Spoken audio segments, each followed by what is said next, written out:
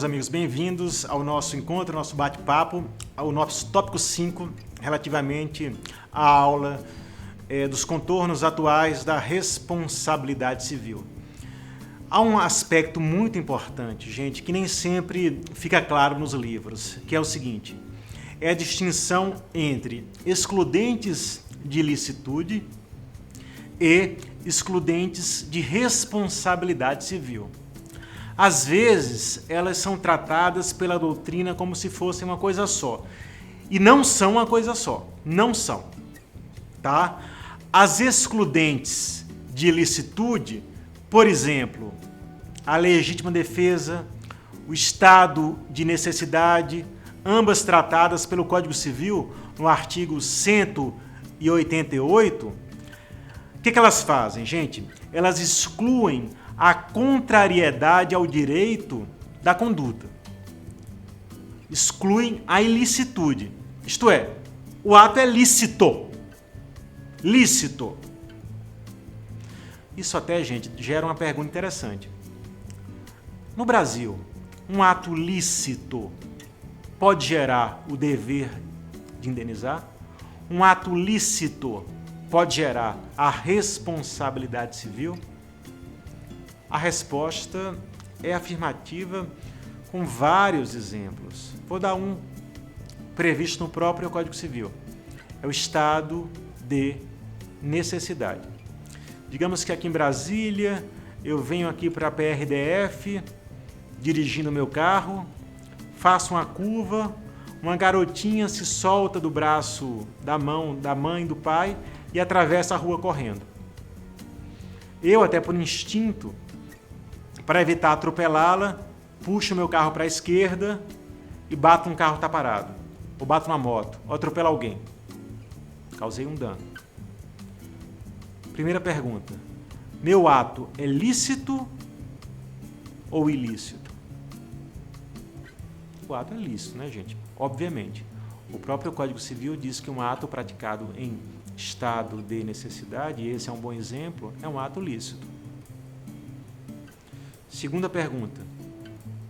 Isso significa que eu não estarei obrigado a indenizar a pessoa contra a qual eu joguei meu carro, a moto, o carro parado, seja o que for? Claro que eu terei que indenizá-la. Eu terei que indenizá-la e posso depois, em regresso, cobrar, se for o caso, dos pais da criança. Tá, gente?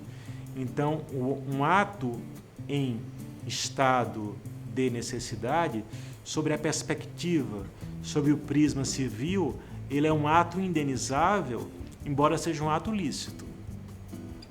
Vocês podem perguntar, Felipe, a mesma coisa acontece com a legítima defesa? A resposta, gente, é depende. Como assim depende? Depende.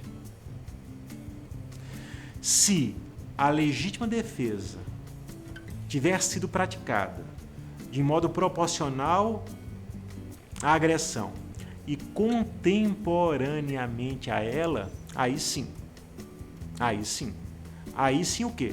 Aí sim não haverá necessidade de indenizar o agressor.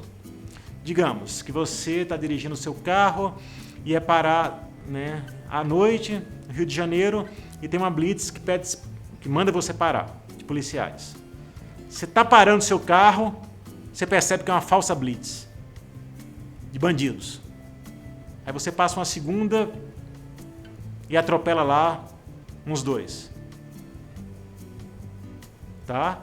Nesse caso, pessoal, se o falso policial sofreu danos físicos, em princípio, cada caso, eu sempre digo, gente, para os meus alunos, tá? Em matéria de responsabilidade civil, desconfiem de quem lhes der respostas absolutas e apriorísticas, porque cada caso é um caso. Cada caso deve ser analisado com a rica complexidade das suas circunstâncias, tá? Aliás, vocês sabem que nós vivemos hoje, segundo alguns autores alemães, no estado da ponderação, tá? Devemos ponderar e, às vezes, ponderação entre princípios semelhantes podem ter resultados distintos se o caso concreto for outro e o colorido de suas circunstâncias for outro, tá? Mas voltando ao caso da legítima defesa. Então, se a reação se dá de modo proporcional e contemporâneo contra o agressor, não há dever indenizar. Porém, se aconteceu o que os penalistas chamam de aberratio ictus, ou erro na execução, e você, ao se defender, ao reagir, atingir terceiro, aí você responde civilmente. Embora você possa, depois, cobrar do agressor. Gente, não dá tempo, eu até gostaria de abordar com toda a minúcia analítica o caso. Mas bastam esses dois exemplos: estado de necessidade e legítima defesa. São exemplos de excludentes de ilicitude que não necessariamente excluem a responsabilidade civil, o dever indenizar. Tá? Vamos agora para o outro, pessoal. Agora sim, vamos para as excludentes de responsabilidade civil. Quais são, Felipe? Vamos ficar nas clássicas, pessoal. Caso fortuito ou força maior e culpa exclusiva da vítima. Esses casos sim, viu, gente?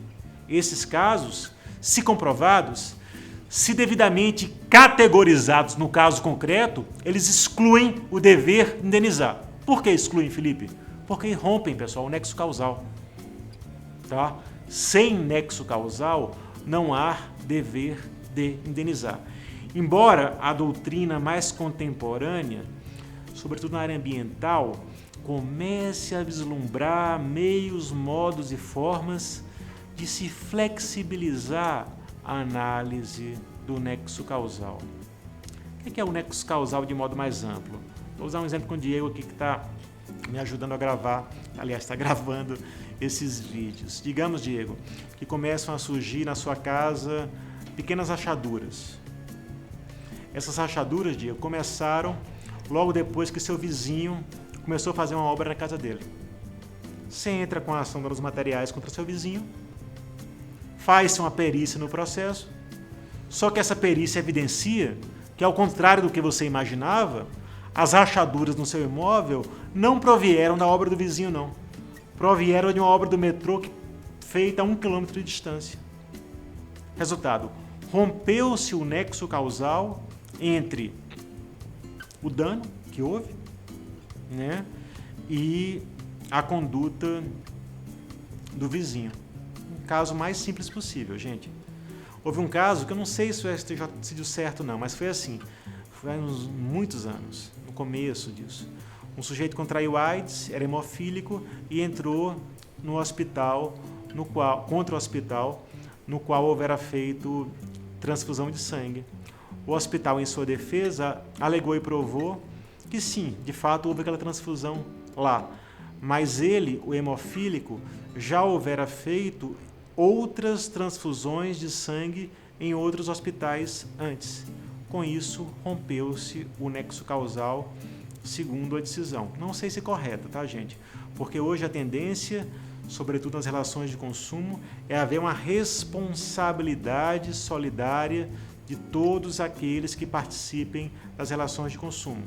Por exemplo, o plano de saúde responde, obviamente, pela conduta dos médicos credenciados. Só tem uma exceção, tá, gente? As agências de viagem respondem pelos atos dos hotéis que indicam. Em relação aos médicos, não dá tempo de falar isso aqui, eu gostaria de ter uma aula só sobre isso, só há uma exceção segundo a jurisprudência. São aqueles planos de saúde em que que não há uma lista de médicos credenciados. Você escolhe o médico e depois você é reembolsado pelo plano. Nesse caso, se porventura houver erro médico, tá, a operadora de plano de saúde não responde. Mas a tendência, meus amigos, hoje é um fortalecimento cada vez maior da solidariedade. Inclusive, agora em 2013, ano passado, o Superior Tribunal de Justiça num julgado relatado pela ministra Nancy Andrighi, decidiu de modo corretíssimo, a meu ver, que a Igreja Católica responde solidariamente e civilmente pelos atos de pedofilia praticados por um padre. Tá?